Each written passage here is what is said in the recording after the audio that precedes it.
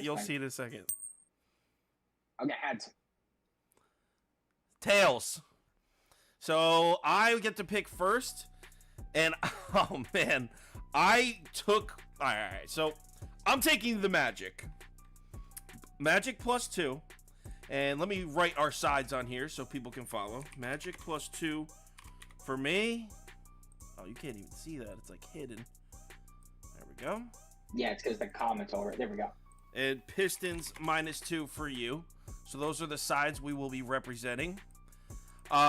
So for the Magic here, the line was at +3, and the early action was on Charlotte, and it still dropped to 2. So line movement's on our side. That's for starters. The Hornets have been surprisingly decent. If you consider the fact that Lonzo Ball, let me move my notes to the other side. It's blocking. All right. If you consider the fact that Lonzo Ball's been out, the team's 2-2. Both of their wins coming on the road. A lot of people, especially Prop Beaver, were really down on the Hornets. Prop Beaver's on record saying he thinks Charlotte might be the worst team in the NBA. One of the worst, I think, is actually what he said. But hold up, the Charlotte Hornets are in the top 5 of the NBA in offensive efficiency. Now, that's just on standard points per 100 possessions. That's not incorporating strength of schedule, and that's a huge one. But if you go by the numbers here, they take smart shots. They don't turn the ball over. They've been active on the offensive glass. Hornets are number 1 in three-point efficiency. Yeah, the best three-point shooting team so far in the league is the Charlotte Hornets. Prop Beaver, did you know that cleaning the glass removes shots that happen at the end of quarters or halves, or in garbage time? Did you know that? Really? That's a classy move by them. I appreciate that. Yeah, because I saw a discrepancy, and it said the Hornets were 43.4% from 3, and I was like, yo, that's not what NBA.com says. They have it at 41.7. Did some research, so that's what cleaning the glass does.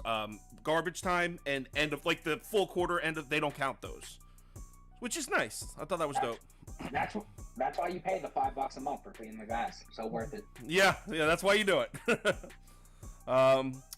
Hornets are still going to be without Terry Rozier and Cody Martin in this game.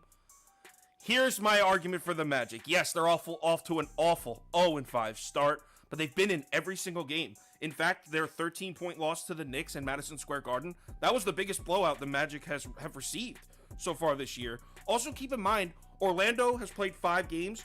4 of them have been on the road. Their only home game this year was against the Celtics, and they played them tough. That game was tied with 4 minutes to go. So the Magic's only home game of the year, they had a realistic shot of beating the Celtics. It's one game. Not that you can go too much off that, but it's nice. It's nice.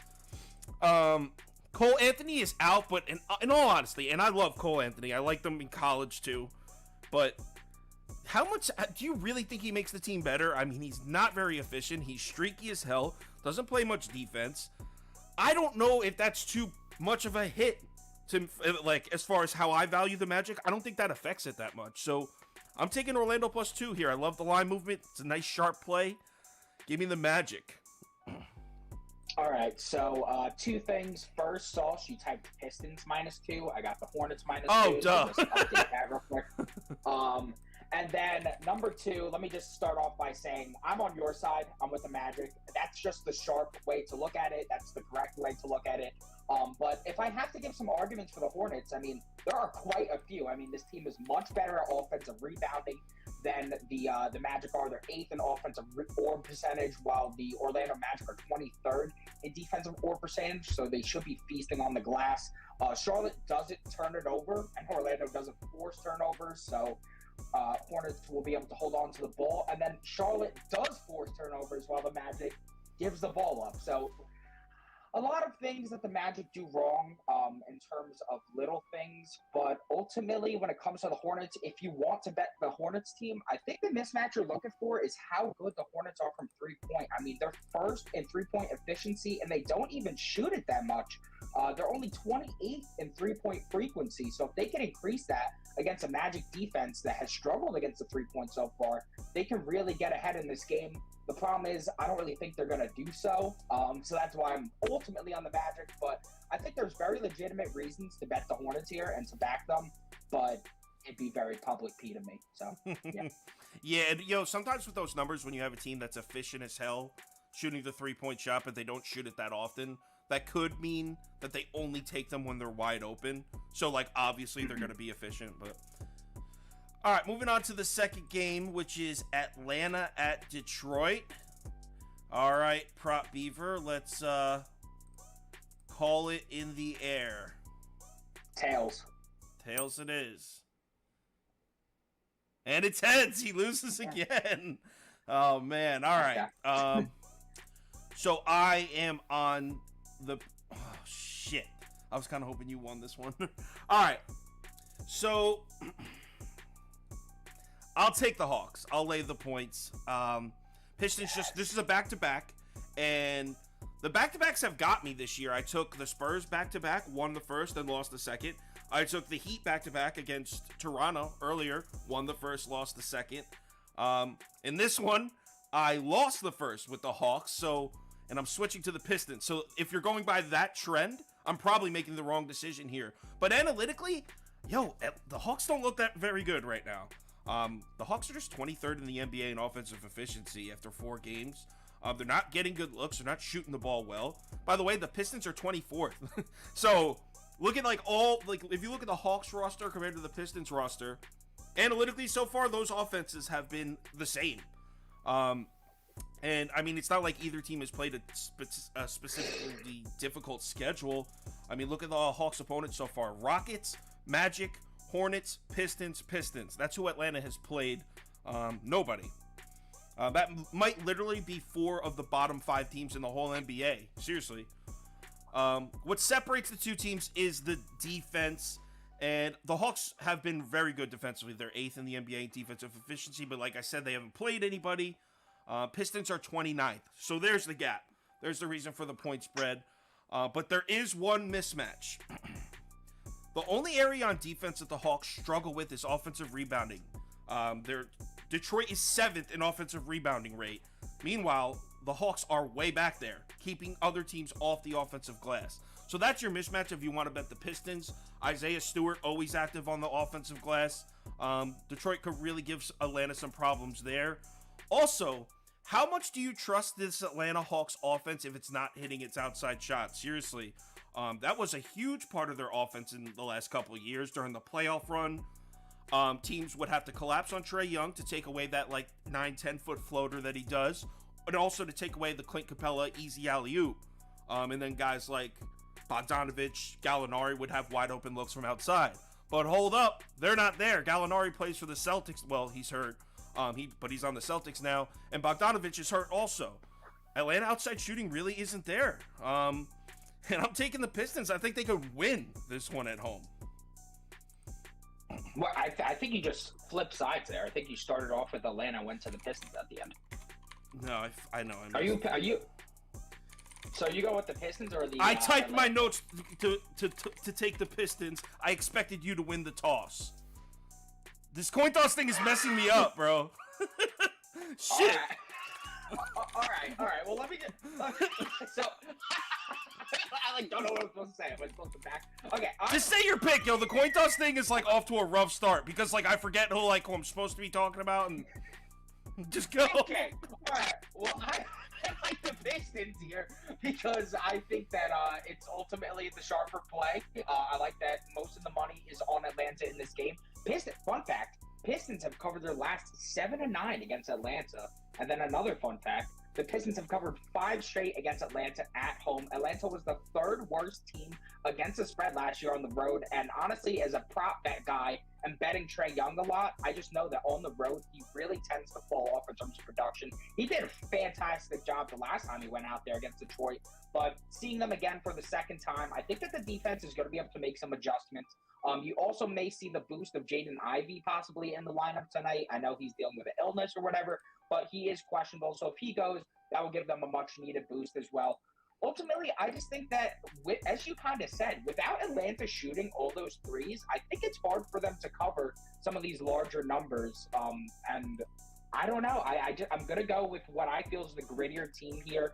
Pistons are trying to build something, and they have a rivalry with Detroit that they've kept close quite a bit recently. All right. Yeah, this is so hard because I don't have a pick written down in my notes because I had to prepare for both sides. So, like, when I'm reading my notes, like, I kind of put notes down for both sides to try to be prepared for whatever. This coin toss shit is hard, bro.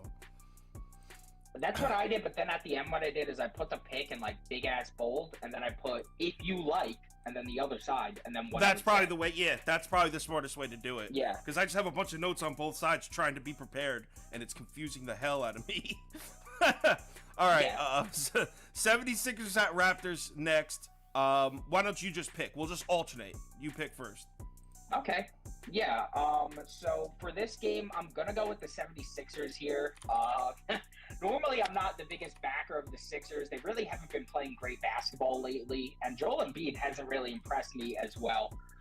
But one thing I will say is that the Sixers, they've been living by the three ball. They're 12th in efficiency, 8th in frequency, and the Raptors have been pretty mediocre in that area, sitting 16th in efficiency, 25th in frequency.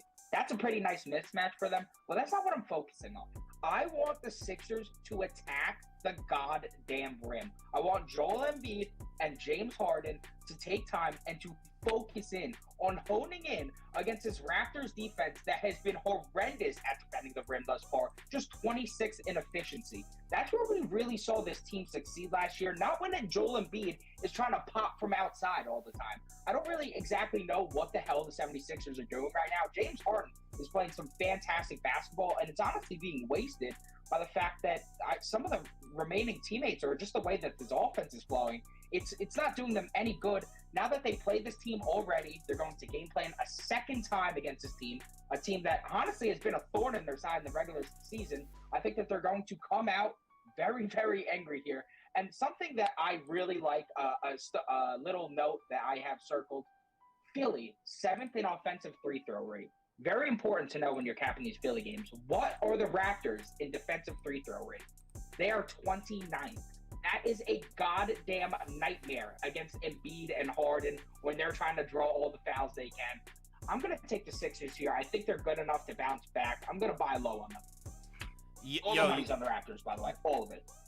Yep. And you just took two of my major points about the free throw rate and attacking Toronto inside. That was my two major points I had written down. But another back-to-back where this time I'm betting for the split. I lost. I bet Philly in the first one of this back-to-back. Now I'm backing Philly in the second game. You can talk shit about the Sixers defense all day. I've done it. I was literally doing it like the other day. But the negativity is kind of taken away from how good the offense has been despite their struggling. They're not playing to their full potential at all. They're still 8th in the NBA in offensive efficiency, 9th in efficient field goal percentage, 4th in turnover rate. They're protecting the basketball. And like AJ said, 7th in free throw rate. And I don't need to go through that again because AJ already said that. Embiid knows he needs to be more aggressive, and I think we're starting to see it a little bit. Still not exactly what we want to see out of Joel Embiid, but last game against Toronto, the one they lost, Embiid attempted 17 shots. Only 6 of those shot attempts were outside the paint, and what do you know? He goes 12 from 17, his most efficient scoring game of the season so far. I think he's hearing what everyone's saying. He knows he needs to be more aggressive, and I don't think Toronto can match up with it. And I like the Raps. Also, you have James Harden coming off a bad game. Not really a bad game, just not as good as his other games. So I think he'll have a bounce back. I think Philly wins comfortably here. I also like how never mind. I was going to say about James Harden switching off Fred VanVleet to get onto Gary Trent, but I don't know what Gary Trent's defensive numbers are this year. For all I know, he could be really good. I just didn't think he was, so I'll leave that point off. But yeah, I like Philly comfortably. Agreed. Very much agreed. Someone saying Embiid is questionable. That's not what I saw. So what I have written down for notes in that game is that he doesn't even have a questionable thing next to him on RotoWire. The only person I see is questionable is Scotty Barnes, and that's actually pretty big. If Scotty Barnes doesn't play... No, Scotty Barnes is playing. I'm almost positive really? Scotty Barnes is playing. He's... I just refreshed the page. Now it says Embiid's questionable. It wasn't there like 40 minutes ago. Wow. But Embiid's always questionable, though. Wow, that's why NBA is so horrible with that, yo. Like, I just looked at the shit. I looked at it 20 minutes ago. I know, like, Okay, literally, yeah, right, me too. well, Literally, it was like 45 minutes ago. I had that page refreshed. So obviously, with this game, what we'd recommend is wait until Embiid is confirmed active. If he's not active, scrap the bet. I'm good off that. Yeah, I mean, but you know how many times Embiid was questionable last season and ended up playing? I mean, that shit is so stupid. Yeah. Oh my god, I put the old ass Cavs logo up there. Look like a throwback Cavs. Throwback Cavs. I like it. Are you on the Celtics here? Because I'm not. Yes, I am on the Celtics. All right, you can go first. So Cavs have failed to cover the spread in their last 5 of 6 at TD Garden, and the money is on Boston with the line moving 1 point to 6.5. So that's just some brief info to get us started. The Cavs offense has been successful at the rim with the free ball, but they have a really tough matchup here. Celtics are top 10 in defensive rim efficiency and frequency. While they may be struggling, sitting 27th in three-point efficiency, they've also allowed the third fewest attempts. Cavs shoot most of their shots from mid-range and have been unsuccessful, ranking 26th in efficiency. So I think this is going to be able to help mask the Celtics' main defensive weakness, which is the mid-range. They've been horrible, and they're sitting bottom 4th in both efficiency and frequency. That was the main reason why I bet that Bulls game, and they wind up winning the money line and beating them outright. So pretty happy about that. What else are we looking at here? The Cavaliers match up well as a top 10 defense against the three, while the Celtics are a top 10 three-point offense. So that's another matchup to look at. But the problem I'm seeing is that the Celtics are a top 10 defense in efficiency at the rim and mid-range. I mean, offense in efficiency at the rim and mid-range as well. They are just so well-rounded. I know that Grant Williams is out of this game, but simply put, I just think that they have the depth and the variety of ways to attack that Cleveland isn't going to know what to do here. And while the Donovan Mitchell offense with Cleveland has been successful thus far, I think this is going to be a really, really tough task for them. Boston at home, I'm going to take Celtics. Yeah, no. I think Cleveland is better than they're getting credit for. They lost their opener. So there's kind of like first impressions are huge. And you had this new Cleveland team with Donovan Mitchell, and they had their opener against the Raptors, and they lost 108-105. And so everyone's first impression of the Cavs are like, they're probably not as good as maybe we thought they were going to be. Since then, they've been beating the life out of teams. They lead the NBA in point differential. Their games are an average of plus 10.9 in point differential. A blowout win over the Bulls in Chicago. This Cleveland team is 9th in offensive efficiency and 2nd in defensive efficiency. And it's all kind of happening under the radar because they had that opener loss against Toronto. Some things that concern me for the Celtics, it looked like... So I expressed my concerns in the first game of the season with Robert Williams being out. They were able to hide that. We didn't even really notice. But you know what? We noticed that shit last game when they got dominated on the glass by Chicago. It was like 46-30 in rebounding. They got completely wiped on the glass by the Bulls, who aren't even like a great rebounding team. They're not terrible, but this is a terrible matchup. Evan Mobley and Jarrett Allen, when you're missing your center, that's perfect. And this Celtics offense is almost exactly what it's right in Cleveland's wheelhouse. Boston is first in the NBA in three-point frequency. No one shoots three-point shots as often as the Celtics do. That's what everyone does against Cleveland. They're second in defensive three-point frequency. Everyone always launches threes on Cleveland because no one can score on the inside against those Twin Towers. The only time they shoot on the inside is when they have like a wide open lane to it. I think this is a perfect matchup for Cleveland, and I think this is a perfect spot for them to make a statement and say, let the league know, even without Darius Garland, we're a top 4, top 3 team in the East. This isn't like a fade of the Celtics. The Celtics are good as hell. They're going to be good as hell, but they are missing their center and their second best, maybe even the best defensive player on the team. One last thing. Cleveland's weakness on offense. So Cleveland's offense, like I said, has been good as hell. Their weakness has been their turnover rate. 20th in the NBA in turnover rate. That's the only major offensive stat category where they're really not elite in. Yo, the Celtics are 29th in forced turnover rate. The Boston's not forcing any turnovers. Definitely on the Cavs here. I'll take the points. Next. You had some good reasoning. I could see the Cavs. Pacers at Wizards, and I know that we're gonna be on different sides here, because I'm on the Pacers. Do you want me to go first? Yeah, you could go first. All right, so I knew we were on different sides because AJ has his little fucking hard-on for the Wizards. He thinks this Wizards team is, like, good. I love the Wizards. I mean, I've cashed a couple Wizards bets recently, so I'm pleased with the Wizards myself, but you're crazy. I mean, Public's loving the Wizards right now, Public including AJ himself. Sharp money's on Pacers for this one, and the line was 7, dropped all the way to 5.5. So the line movement's on our side if you're betting the Pacers. Actually, it's down to 5 even, so it dropped a full 2 points. What I like about this matchup is they have like a cool little rivalry brewing. If you remember a couple of years ago when it was Sabonis on the Pacers, Westbrook on the Wizards, these teams had some battles and they played each other in the play-in game. Wizards beat them. But then right before the play-in game, when they were battling to get into the play-in tournament, they played a game that was 154 to 141 in regulation.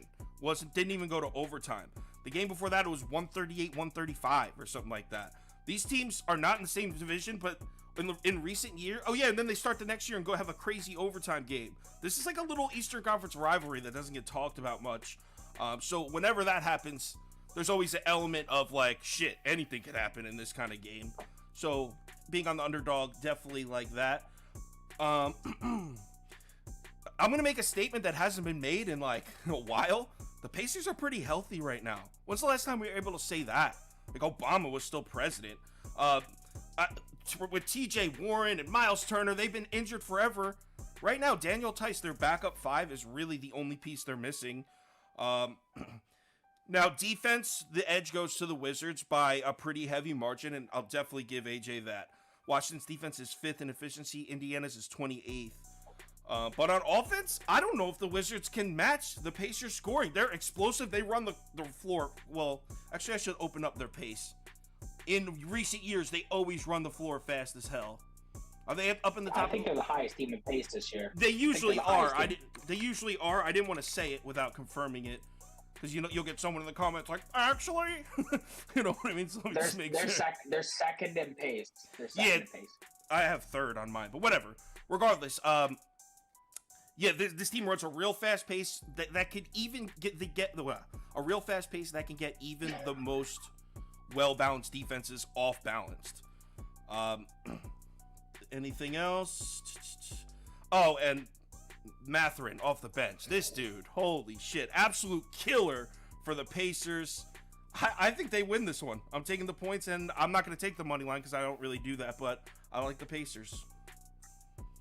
Okay, very fair, very fair. I'm a big Wizards guy. I'm loving what the defense is doing so far. Top 10 in every single category in terms of efficiency, which you love to see. And guess what the Pacers are? They're bottom 10 in every single category. 24th in rim efficiency, 22nd in mid efficiency, and 21st in three-point efficiency. They haven't been efficient whatsoever. What's helping them is that they have so many possessions to help make up for those mistakes, which definitely works in the Pacers' advantage. I'll give them that. If you are betting the Wizards, if you are betting the Pacers like Kyle is, here's the one mismatch I'm seeing that could help you guys. If you look at the Wizards' offense right now, what is their main strength? They're 3rd in mid-range frequency, and they're 12th in mid-range efficiency. They live, my bad, they live and die off the mid-range. What is the Pacers' defense main strength? The mid-range.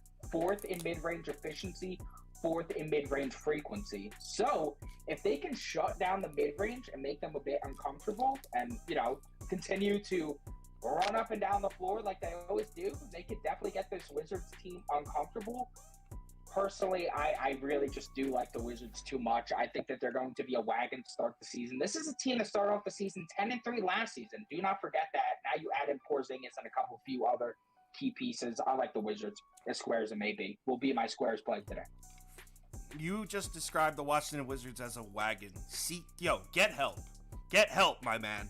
A wagon? Bro, what does the W stand for in Washington and Wizards? What does it stand for? Because it's just one big abbreviation. They should change their name to the Washington. For fucking wagon. The Washington Wagons. For wagon. Yeah, I'll make them a logo. I don't care. I'll go in Canva. All right. What do you like here? Sucks. All right. So, honestly, forget who I like. Let me just read off something that I was looking at because I was like, wow, this is crazy. The Lakers started off the season facing the Golden State Warriors, the Clippers, the Trailblazers, and the Denver Nuggets. The Minnesota Timberwolves started off the season facing OKC twice, the Spurs twice, and Utah twice. Is any of the teams I just named have a regular season win total above 24.5? Like what? The Timberwolves have been playing a bunch of garbage teams, and quite frankly, haven't looked good in one of those wins. Truthfully, really haven't looked fantastic in one of those wins. The Lakers are so bad right now. I mean, as everybody's probably seen on multiple sports accounts, this is the worst three-point shooting team of all time through 4 games. It's truly ugly. If there's a best bet here, it's the under 229. Last 9 of 11 matchups between the two teams have went under. And I actually think in terms of matchups, in terms of like shooting zones and stuff like that, that it actually leans towards an under here. So I like the under a lot. And I'm glad that I get to say that now instead of it being a coin flip. Fuck me picking a side, bro. This game is so ass. It's hard. If you expect the Lakers offense to suddenly wake up, then the Lakers are your side here. But I just don't know if I could do that. And then I don't know if I could like 7.5 with the Minnesota, who's also miserable. Ugh. Ugly game. Under. I wish there was a way I could fade both teams, but I can't, unfortunately. I'll take Minnesota. Jesus. So yeah, like you said, the teams that Minnesota has played, it's so horrible compared to what the Lakers have played. I mean, we're talking about night and day in strength of schedule. But that being said, what we're seeing when we turn on these Lakers games, some of these plays. Now, I want to give them a pass. I want to give them a pass for the last game against Denver because they went into Denver and Jokic had a big game. Most NBA teams are going to lose going into Denver when Jokic goes off. And they lost by 11. It's not like they got killed.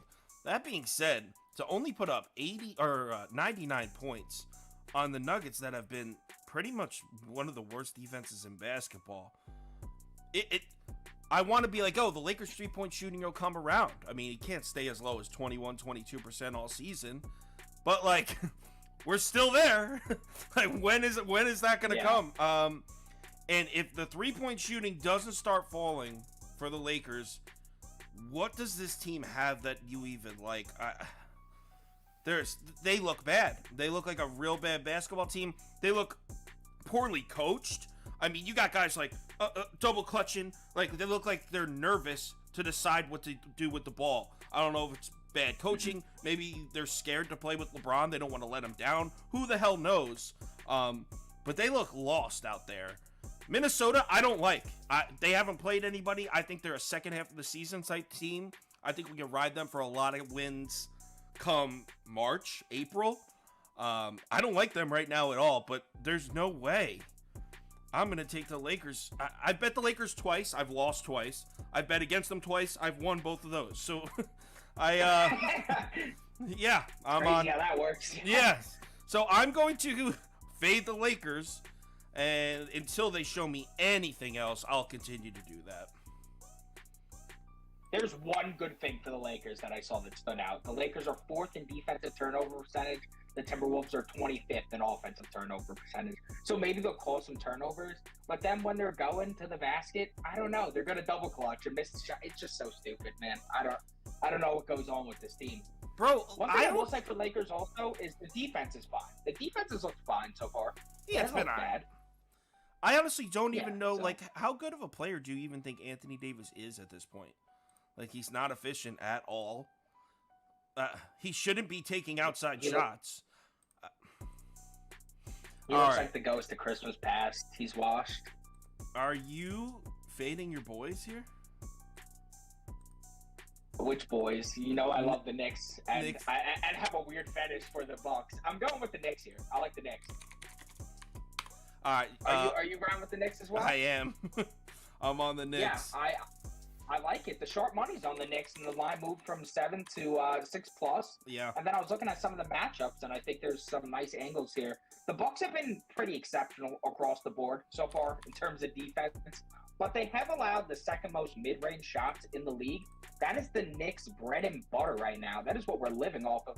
6th in mid-range efficiency, 12th in mid-range frequency. If we could get the mid-range going against the Bucks, or if they at least give us the opportunity to, then I think the Knicks can have, I guess, some defense, like some decent offensive showing. And then in terms of the Bucks offense, I think they're going to really struggle to get things going for mid-range, dude. They're 29th in mid-range efficiency. Knicks are 9th in mid-range efficiency. They only shoot it at the 22nd highest frequency, which is nothing crazy, but I don't know, man. There's a lot of weird things going on for this Bucks team. They just came off that heated rivalry game against the Nets. I feel like every time they're very emotionally invested into that. And honestly, a measly Knicks team coming to your home crib, I don't think you're too worried about that. The Knicks will fly under the radar, and they'll cover this sneaky-ass number. Toast with a comment here. Yo, Knicks are 11-1 against the spread in their last 12 road games. Their only loss, a 3-point overtime loss at Memphis in this year's. Yo, they covered that, though. It was Knicks +4. I was going to say. But, so now... This guy says, Anthony Davis, 29 years old. He plays like he's 40. Seriously, Dude, though. It's true, though, man. Every time it's he hits the sad. floor, he gets up like, oh. Dude, Udonis Haslem has twice the juice as Anthony Davis right now, sad to say. So... Why do you like the Knicks? Well, one thing I don't like about the Knicks was that they haven't really played too well against the Bucks. The Bucks have taken 9 of the last 12. But the thing is, I think this Knicks team might be a small step above Knicks teams in recent years. Giannis is definitely playing on another level. He's the second, according to Raptor Analytics, he's the second best player in the NBA this year to Luka Doncic. And that's both sides, offense and defense overall. But I like what Mitchell Robinson said. Did you see that, AJ? No, but I've been thinking all day about how Mitch Robinson, if we're going to cover this spread, Mitch Robinson needs to lock down. And he made a statement. He said his defense on Giannis tonight is going to be a statement of what kind of player he's going to be this year. Something along those lines. Those aren't exactly his words, but he said something like he's pumped to defend Giannis. And if he's going to be manned up on Giannis, first of all, I think he's a great matchup for Giannis. With what, because Giannis his outside shooting doesn't scare me, as it shouldn't scare anyone. And then what that does is it allows Julius Randle to cover Brook Lopez, which I still don't like, but there's not many defensive spots where I like for Julius Randle, and this one isn't bad. Like, okay, because he can play defense out there at the 3-point line on Lopez, and he's big enough where he won't get completely dominated on the inside. I don't mind that matchup. And also, this Bucks team is still really injured. I know that, they have it hidden a little bit. But Middleton, Connaughton, Ingles, if the defense isn't what taking... I think this is my theory on the Bucks here, is everyone's looking at the defense. The defense struggled last year, especially from the perimeter. They're missing all these guys. So we keep looking at the perimeter defense numbers for the Bucks. Like, these guys are out. They should be getting lit up. Wow, they're not. I guess they're fine, right? You know what is hurting? Their offense. The Milwaukee Bucks are 26th in offensive efficiency, 28th in turnover rate. They're having serious turnover problems. 28th in free throw rate. They're not getting to the line. Right now, the New York Knicks analytically have much better numbers than the Milwaukee Bucks. The Knicks are 6th in offensive efficiency, 7th in defensive efficiency. According to the numbers, the Knicks have a top 7 offense and a top 7 defense. Also, I like how the Knicks are not settling for the 3-point shot. They're attacking the rim a lot more this year than they did last year. I like what I see out of the Knicks, man. I know we can't expect Brunson to play at this level for 82 games, but let's enjoy it. I'm on the Knicks +6. One more thing. I like what you just said about kind of the Bucks offense, because when I did look at those numbers, I was a bit off put. First of all, they're 29th in mid-range efficiency, so they absolutely cannot shoot the mid-range. They missed Middleton for that. 3-point, which was a strength of theirs last year. They're only 19th in 3-point efficiency last year. This was the top 5 offense in terms of 3-point efficiency in 2021, 2022. And then the only strength right now that I'm seeing for the Bucks is their first in rim efficiency. But look at the teams they just played. The 76ers, who have been one of the worst teams at guarding the rim. The Nets, who have no true center. And then the Houston Rockets, who also can't defend the rim. Now you have Mitch Robinson in the rim. This could be the one guy who could actually sit there, guard the paint, and force the Bucks to be uncomfortable here. Right, and that's another thing I had written down, but I didn't say it. If you just glance, like, oh, who's played the stronger schedule? You look and you're like, oh, Milwaukee's played Philly and Brooklyn. They've played the stronger schedule. But the Knicks played the Hornets. They're 2-2. The Pistons have a win or two. Memphis, like, I don't even know if the Bucks have played a stronger schedule, honestly. I'm definitely on the Knickerbockers. Next game, I know AJ thinks this is trap, but I'm on the Chicago Bulls. -5. I have a conditional play here. A conditional play? Go ahead. So, like, if they announce Zach LaVine is out and the line drops to, like, let's just say 3, I will take the Bulls at that point. But if he's out and they don't move this line, I simply have to stay put on the Spurs. I don't know what's going on here with that line, but they are begging you to take the Bulls. Yeah, I mean, you're saying -5 on the road. Isn't that generous of a line, though? That's basically saying that the... But they moved it down.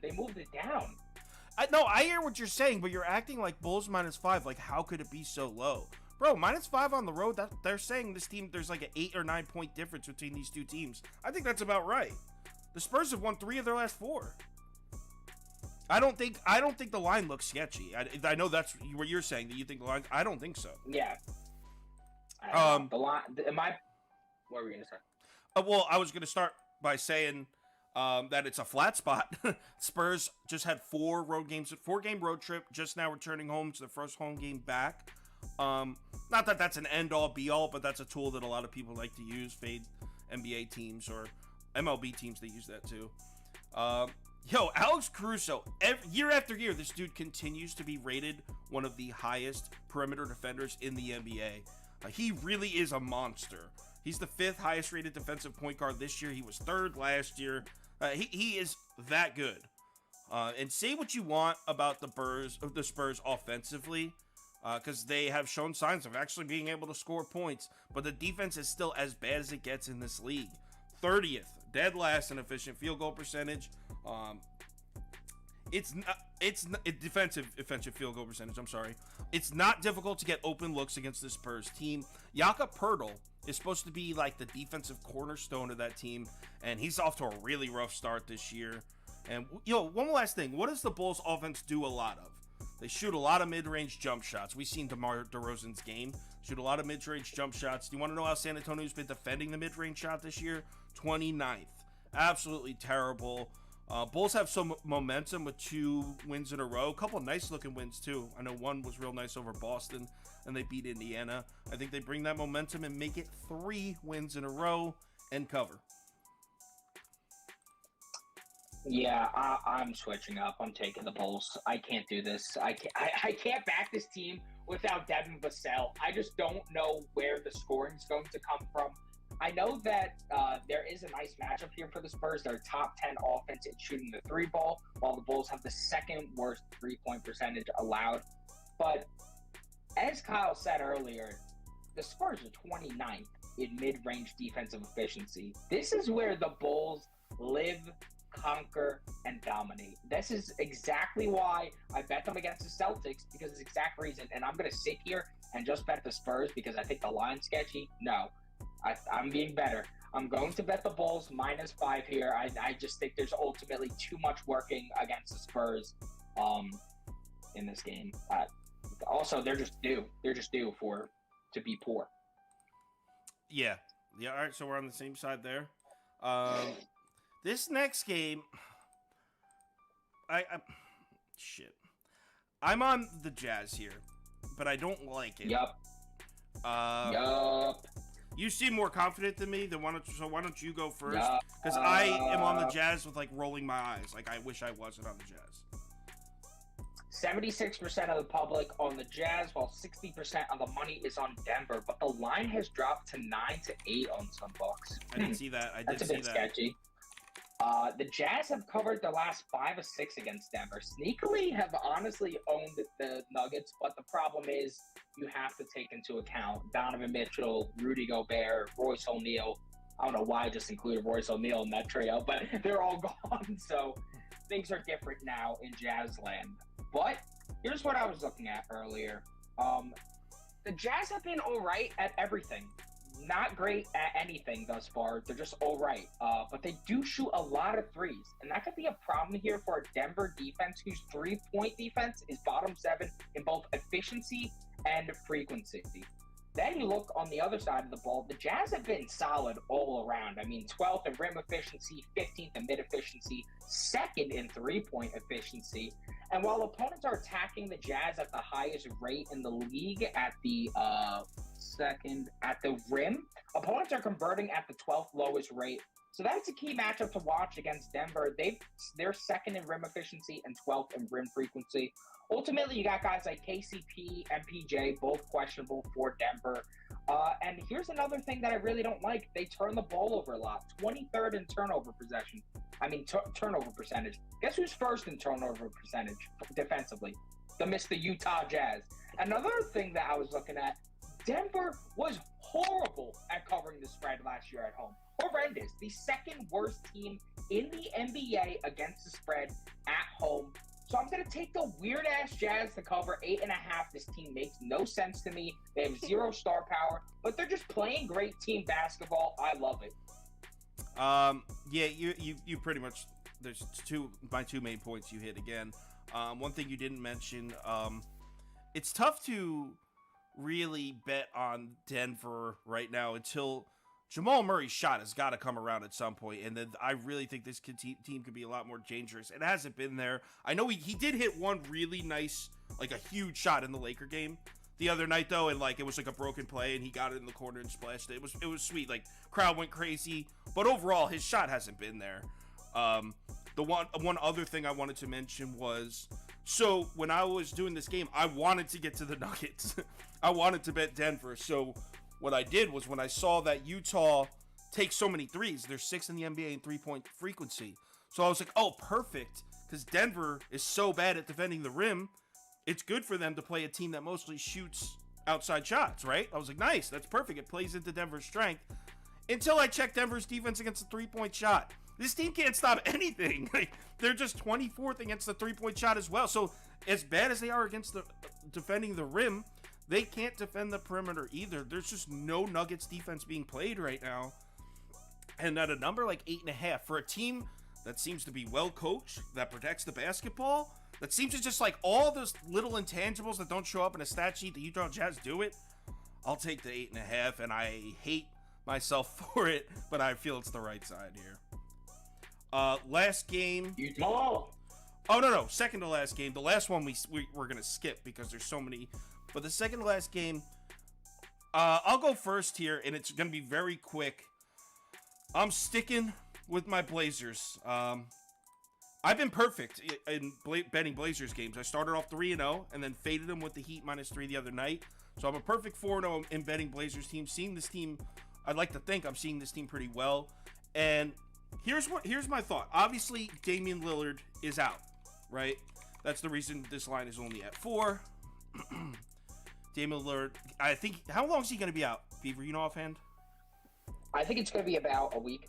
Yeah, I think I saw 10 days, so that makes sense.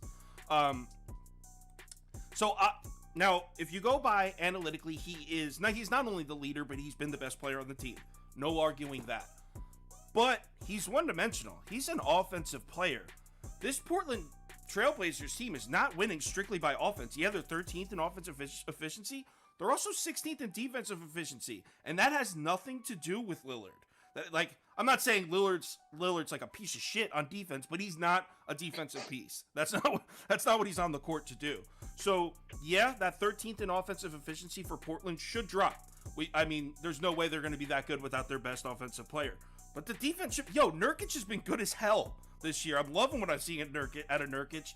All those Blazer fans on Twitter that have been trying to tell us that Nurkic is good, and we're like, yeah, fuck you. You don't know shit. He's not good. They're, like, silencing us right now because he looks good as hell. And honestly, I think a lot of us were suspicious that if he was to stay healthy, he would be a good center.